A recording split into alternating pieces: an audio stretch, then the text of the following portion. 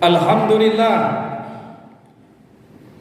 Alhamdulillahillazi an'amana alaina al-iman wal islam wal ihsan wa an'amana alaina bi ni'matiz zahira wal batinah. Nahmaduhu hamdan katsiran. Asyhadu an la ilaha illallah wahdahu la syarika lah. Wa asyhadu anna Muhammadan abduhu wa rasuluh sallallahu alaihi wasallam wa ala alihi wa ashabihi ajma'in wa sallam tasliman katsira. Amma ba'd. Fa ya ibadallah, fa ya ayyuhal hadirun, usi nafsi wa iyyakum bittaqwallah. Ittaqullaha haqqa taqwa faqad faza man ittaqa. Yaqulu rabbuna mudzakiran bidzalika ba'da a'udzu billahi minasyaitonir rajim. Ya ayyuhalladzina amanu taqullaha haqqa tuqatih wa la tamutunna illa wa antum muslimun. Shadaqallahul azim. Hadirin sidang jemaah salat Jumat yang insyaallah kita semua dimuliakan dan dirahmati oleh Allah Subhanahu wa taala. Tidak ada kata yang lebih pantas kita lantunkan pada saat ini melainkan ucapan syukur kita kepada Allah Subhanahu wa taala dengan ucapan alhamdulillah. Betapa sayangnya Allah kepada kita semua. Betapa sayangnya Allah, betapa banyak limpahan rahmat dan karunia yang Allah berikan kepada kita semua. Allah berikan kita kesehatan baik jasmani maupun rohani. Allah ringankan langkah kita, diberikan tekad untuk melangkahkan kaki kita ke masjid ini dalam rangka memenuhi panggilan Allah, yaitu salat Jumat secara berjamaah. Mudah-mudahan ini semua tercatat amal ibadah bagi kita semua. Amin ya rabbal alamin. Selawat dan salam marilah kita curahkan kepada Nabi agung kita, Nabi Muhammad sallallahu alaihi wasallam, yang sungguh kita harapkan mudah-mudahan kita semua mendapatkan syafaat Rasulullah di akhirat kelak. Amin ya rabbal alamin. Hadirin jemaah salat Jumat rahimakumullah, dalam satu hadis Nabi Muhammad sallallahu alaihi wasallam bersabda, "Al-imanu bid'un wa sab'una syu'batan." Bahwa iman, kata Rasulullah, memiliki cabang. Berapa cabang jumlahnya? Bid'un wa sab'un. Kata Nabi, bid'un adalah bilangan 3 sampai 9. Kalau disebutkan bid'un wa sab'un, berarti antara 73 sampai 79 cabang. A'laha, yang paling tinggi adalah qaulul la ilaha illallah, ucapan kalimat la ilaha illallah. Wa adnaha, adapun cabang iman yang paling rendah, kata Rasulullah, imatatul adza anit thariq. Kalau ada duri, ada paku yang menghalangi jalan, membahayakan manusia yang lain, kemudian kita geser, kita singkirkan sehingga orang lain terhindar dari bahayanya, nah itulah menandakan iman sedang rendah. Imatatul adza anit thariq, menyingkirkan duri atau paku, hal-hal yang membahayakan dari jalan, di level yang paling rendah. Menyingkirkan hal-hal yang membahayakan, disebutkan duri. Kalau sekarang paku, seng dan lain sebagainya yang membahayakan orang lain kita singkirkan, disebutkan oleh Rasulullah, itu adalah adnaha, tingkatan iman yang paling rendah. Pertanyaannya hadirin yang dimuliakan oleh Allah, lalu bagaimana kalau kita dalam keseharian kita ada barang kita, sesuatu milik kita menghalangi jalan atau menghambat jalan orang lain sehingga orang lain merasa terganggu dengan itu? Di manakah letak iman kita? Perlu ditanyakan kepada kita dalam menjalani kehidupan sehari-hari ini. Lalu kata Nabi Muhammad sallallahu alaihi wasallam, wal haya'u syu'batun minal iman. Dari 73 sampai 79 cabang iman itu adalah rasa malu, yang insya Allah akan menjadi tema ataupun topik khutbah kita kali ini. Rasulullah sallallahu alaihi wasallam bersabda, al haya'u la ya'ti illa bi khairin. Rasa malu itu pasti selalu mendatangkan kebaikan. Rasa malu pasti kalau melekat pada diri seseorang akan mendatangkan kebaikan positif bagi dirinya. Al haya'u khairun kullah. Adapun rasa malu itu baik, kata Nabi Muhammad sallallahu alaihi wasallam. Al haya'u minal iman. Rasa malu itu adalah bagian daripada iman. Kalau ada rasa malu, ketika kita melakukan keburukan kita malu, berarti ada iman dalam diri kita. Rasulullah sallallahu alaihi wasallam bersabda, "Istahyu minallahi haqqal haya." Malulah, kata Rasulullah, malulah engkau kepada Allah dengan sebenar-benarnya malu.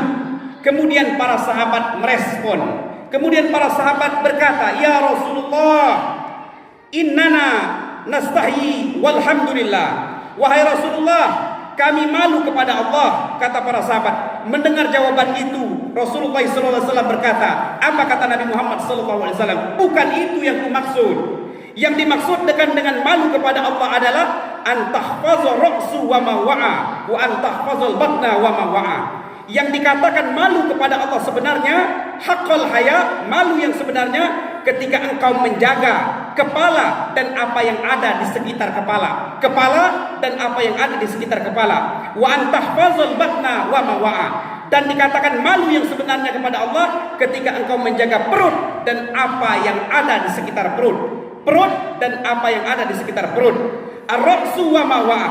Kepala dan apa yang ada di sekitar kepala. Apa saja itu hadirin yang dimuliakan oleh Allah? 3. 1 mata, 2 telinga, 3 mulut. Itulah anggota tubuh badan kita yang berada di sekitar kepala. Wal batnu wa ma wa'a. Perut dan ada yang dan di sekitar perut. Ada 2. Yang pertama perut itu sendiri, yang kedua adalah kemaluan. Ada 2 hal lagi yang belum disebutkan, yaitu tangan dan kaki. Fa inna jahannam sab'atun abwabin. Ketahuilah, kata Rasulullah, sesungguhnya pintu neraka itu ada 7 buah pintu. Adapun pintu surga ada 8 pintu.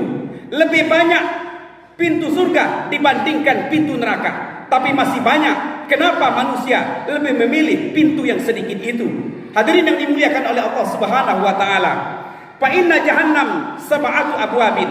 Neraka jahanam itu memiliki 7 pintu, kata Rasulullah. Maka untuk menghindari diri kita dari api neraka, maka mari kita jaga 7 anggota tubuh kita, 7 anggota badan kita, agar tidak dimasukkan oleh Allah ke dalam neraka tersebut.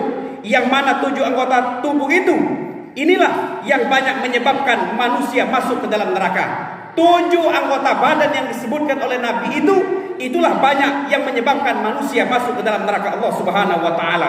Apa saja hadirin yang dimuliakan oleh Allah? 7 anggota badan itu tidak lain seperti yang disebutkan oleh dalam hadis tadi. Ar-ra'su wa ma wa'a wal batnu wa ma wa'a. Yang pertama adalah mata, kedua telinga, 3 mulut, 4 perut, 5 kemaluan, 6 tangan, 7 kaki. Andai kita bisa menjaga 7 anggota badan itu sebaik-baiknya, faqadistahya haqqal haya, sungguh kata Rasulullah SAW, maka engkau sudah dikatakan malu sebenar-benarnya kepada Allah Subhanahu wa taala. Hadirin yang dimuliakan oleh Allah Subhanahu wa taala, mari kita mempelajari apa saja yang dimaksudkan oleh Nabi. Yang pertama, agar senantiasa kita menjaga mata kita. Kita jaga dari hal-hal yang tidak sesuai yang untuk dilihat. Kita jaga mata kita dari hal-hal yang diharamkan oleh Allah Subhanahu wa taala, terutama laki-laki. Maka kita jaga dari memandang aib seorang muslim lainnya, saudara lainnya. Karena siapapun yang hidup di dunia ini pasti mempunyai aib yang namanya kekurangan dan aib.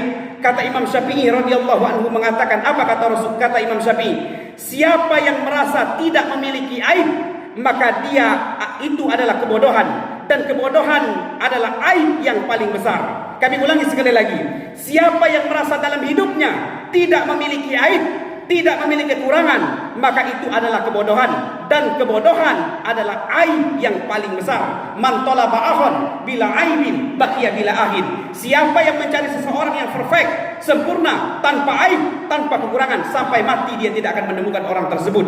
Maka mari kita jaga mata kita dari memandang aib orang lain, karena aib kita masih banyak untuk dipandang dan diperbaiki. Kita jaga diri kita dari memandang seorang muslim dengan pandangan yang meremehkan, pandangan yang rendah, dan pandangan yang hina. Nauzubillah tsumma nauzubillah. Karena sesungguhnya mata kita diciptakan oleh Allah Subhanahu wa taala untuk melihat hal yang baik-baik. Wa min ayatihi, di antara karunia Allah, di antara kekuasaan Allah, apala yanzurun, apakah engkau tidak melihat? Artinya mata kita diciptakan untuk melihat hal yang baik-baik. Kemudian yang kedua, hadirin yang dimuliakan oleh Allah, telinga. Kita jaga telinga kita pada mendengar hal-hal yang tidak bermanfaat. Karena banyak sekali hal-hal yang tidak bermanfaat yang tidak perlu kita dengarkan dalam kehidupan ini. Kita jaga dari mendengar ghibah.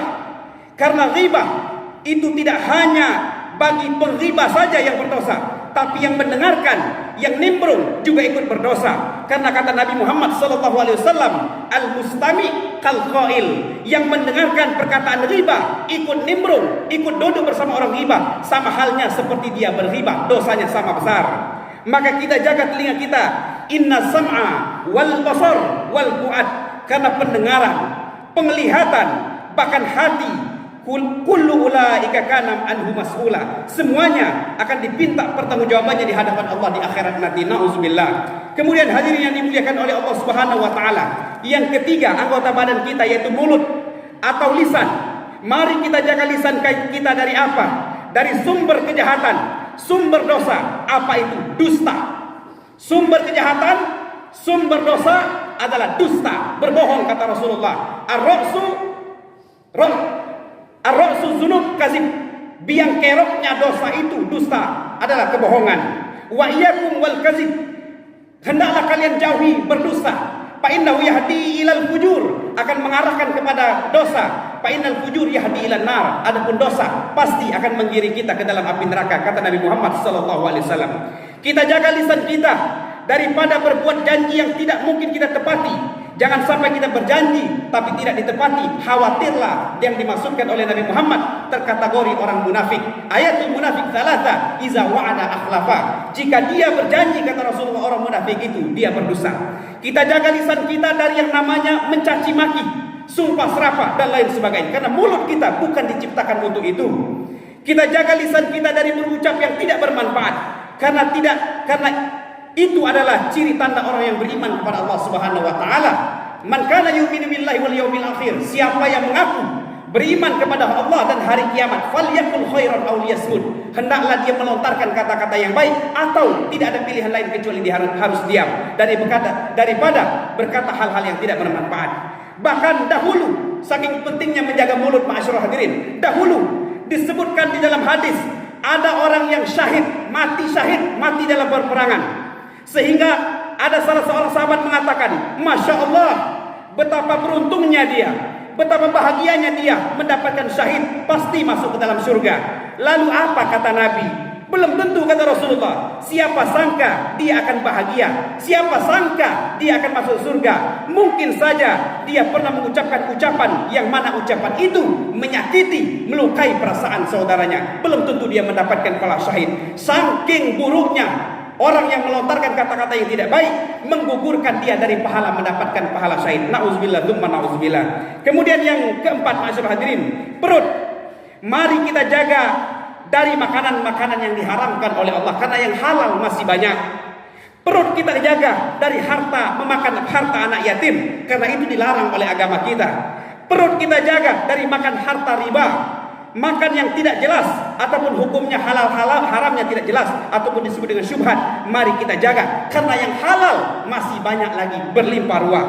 Perut kita jaga, jangan sampai kekenyangan, karena itu akan menimbulkan syahwat, dan syahwat akan menimbulkan rasa malas, karena malas bukan karakter orang yang beriman kepada Allah.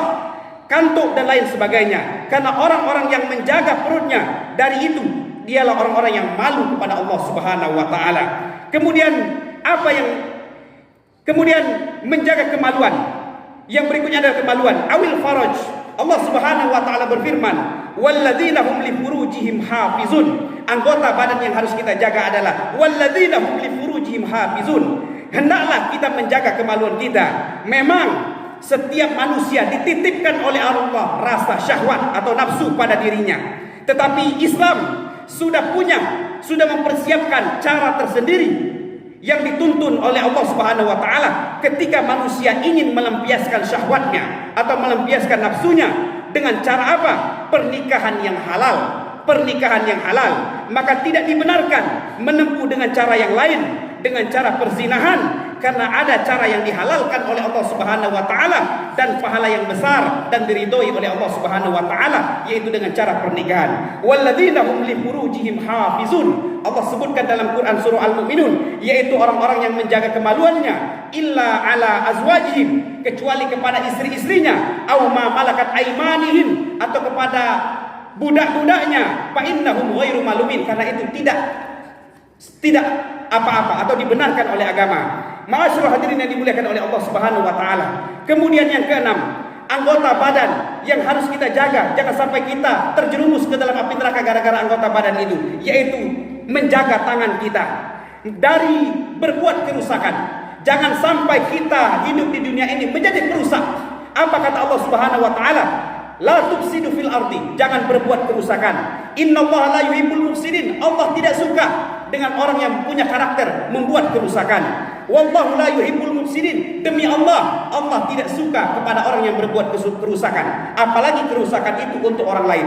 Untuk diri sendiri saja berbuat kerusakan tidak boleh. Disebutkan oleh Allah dalam Al-Qur'an, wala tulqu biaidikum ila tahluka, tidak boleh kamu menjerumuskan dirimu sendiri ke dalam kebinasaan. Menjerumuskan diri sendiri ke dalam kebinasaan dilarang oleh Allah. Lalu bagaimana menjerumuskan diri orang lain? Tentu lebih dilarang oleh Allah Subhanahu wa taala. Maka mari kita jaga tangan kita ini, jangan sampai melukai seseorang dengan perbuatan-perbuatan kita. Kita jaga tangan ini, jangan sampai menzalimi seseorang hanya karena kita punya kuasa, kita punya wewenang, kita punya kedudukan, lalu dengan mudahnya dia menzalimi bawahannya, dengan mudahnya dia berbuat sekehendak hatinya hanya karena hal-hal yang sepele atau hal-hal yang tidak besar dan lain sebagainya. Karena kata Nabi Muhammad SAW, berbuat sewenang-wenang dengan alasan kewenangan itu adalah termasuk kezaliman. Rasulullah SAW bersabda, ittaqu da'watul mazlum fa inna laisa bainaha wa bainallahi hijab. Berhati-hatilah, takutlah engkau dari doanya orang yang terzolimi. Kenapa? Karena sesungguhnya laisa bainunahal hijab, doanya orang yang terzolimi tidak ada penghalangnya, langsung diterima oleh Allah Subhanahu wa taala, langsung dibawa oleh malaikat menghadap Allah Subhanahu wa taala. Ittaqu zulma fa inna zulma zulumati yaumal qiyamah. Berhati-hatilah, takutlah kalian dengan perbuatan zalim yang engkau perbuat di dunia, karena kezaliman yang kau perbuat itu akan menjadikan kegelapan bagimu di akhirat dengan kegelapan yang berlipat-lipat, kata Nabi Muhammad SAW. Hadirin yang dimuliakan oleh Allah. Kemudian yang terakhir, apa yang harus kita jaga agar kita selamat dari api neraka? Yang mana 7 anggota badan itulah yang paling banyak menjerumuskan manusia ke dalam api neraka, yaitu yang ketujuh, yang terakhir di khutbah ini, yaitu kaki kita. Kita jaga, jangan sampai kaki ini melangkah ke tempat yang tidak disukai oleh Allah, ke tempat yang tidak diridhoi oleh Allah Subhanahu wa taala, atau kita melangkah untuk berbuat maksiat karena dikhawatirkan di saat kita berada di tempat maksiat itu, di saat kita berada di tempat yang tidak diridhoi oleh Allah Subhanahu wa taala, nauzubillah, kita berlindung kepada Allah, ajal kita datang, maka itu yang disebut dengan su'ul khotimah, mati dalam keadaan tidak baik, akhir yang buruk. Padahal setiap Jumat laki-laki pasti sering mendengar ayat ini, wala tamutunna illa wa antum muslimun. Janganlah kalian mati kecuali dalam keadaan baik. Artinya orang beriman, orang Islam punya peluang mati dengan cara yang tidak baik. Allah perintahkan, matilah kalian dalam keadaan baik. Wala tamutunna illa wa antum muslimun. Jangan kalian mati kecuali dalam keadaan baik. Artinya senantiasa kita berbuat baik, mudah-mudahan mati dalam keadaan baik, yang disebut dengan husnul khotimah. Amin ya rabbal alamin. Kemudian di malam Jumatnya sering kita baca ayat surah Yasin ayat ke-65, al-yauma nakhtimu ala afwahihim. Di hari kiamat nanti kata Allah, kami tutup mulut mereka, wa tukallimuna aydihim, kami buat bicara tangan mereka, tangan yang bicara, mulut tidak bisa bicara di akhirat nanti. Wa tashhadu arjuluhum bima kanu yaksibun, kaki bersaksi terhadap apa yang pernah dia perbuat di dunia untuk disaksikan di hadapan Allah Subhanahu wa taala. Artinya jaga kaki kita, hadirin yang dimuliakan oleh Allah, dari hal-hal melangkah ke tempat yang tidak disukai oleh Allah atau yang tidak diridhoi oleh Allah Subhanahu wa taala. Dengan itu kita bisa merangkul atau meraih surga Allah Subhanahu wa taala. Hadirin jemaah salat Jumat yang dimuliakan oleh Allah, yang mana seluruh anggota tubuh tadi yang kami sebutkan 7 tadi adalah anugerah dari Allah dan amanah dari Allah Subhanahu wa taala. Allah titipkan kepada kita, maka pergunakan anggota tubuh itu dengan sebaik-baiknya, karena itulah yang disebut dengan faqad istahya minallahi haqqal haya. Itulah yang disebut dengan malu kepada Allah dengan malu yang sebenar-benarnya. Mudah-mudahan Allah Subhanahu wa taala menganugerahkan kita iman sehingga kita bisa malu kepada Allah ketika melakukan hal-hal yang tidak dibenarkan oleh Allah Subhanahu wa taala. Amin ya rabbal alamin. Barakallahu lakum bil Qur'anil azim. Aqulu ma tasma'un wa astaghfiruka lakum min kulli dhanbin fastaghfiru innahu huwal ghafurur rahim.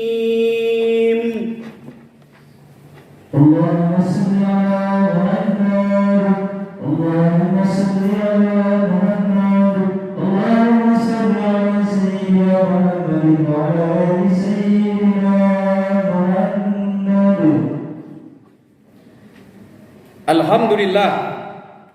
Alhamdulillahillazi amarna bil ittihad wal ittisam bihablillahil matin.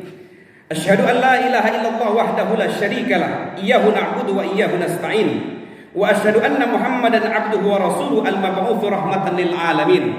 Allahumma shalli wa sallim wa barik ala sayyidina Muhammadin wa ala alihi wa ashabihi ajma'in. Amma ba'd. Fa ya ibadallah, ittaqullaha ta'ala rabbal alamin wa sari'u ila maghfiratillahil karim.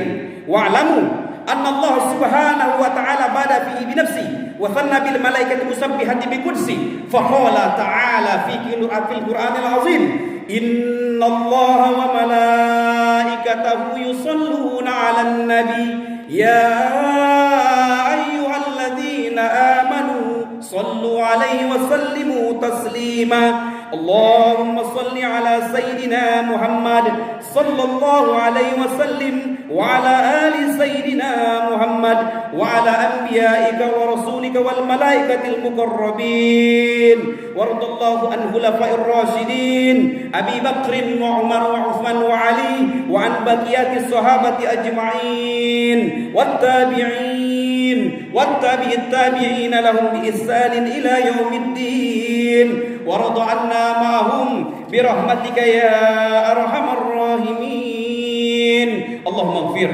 lil muslimina wal muslimat wal mu'minina wal mu'minat al ahya'i minhum wal amwat innaka ala kulli syai'in qadir. Allahumma a'izzal islam wal muslimin wa adhill syirka wal musyrikin wa dammir a'da'aka ad-din min al yahud wan nasara wal musyrikin wal munafiqin aw man awanahum ya arhamar rahimin. Allahumma la tada' lana fi maqamina hadza wa fi sa'atina hadhihi zanban illa ghafarta wa la hamman illa farajta wa la maridan illa shafaita wa la mayyitan illa rahimta wa la hayyan illa aslahta wa la aiban illa satarta wa la du'aan illa istajabta wa la hajatan min hawaiji dunya wal akhirah hiya lana ridha wa lana fiha shalah illa a'antana ala qada'iha ya arhamar rahimin. Rabbana atina fid dunya hasanah wa fil akhirati hasanah wa qina azaban nar. Alhamdulillahirabbil alamin. Ibadallah, inna Allaha ya'muru bil adli wal ihsan wa ita'i dzil qurba wa yanha 'anil fahsya'i wal munkar ya'idukum la'allakum tadhakkarun. Fadhkurullahal 'azim yadhkurkum was'alu min fadlihi yu'tikum wa la dzikrullahi akbar wallahu ya'lamu ma tasna'un. Qumu ila shalah.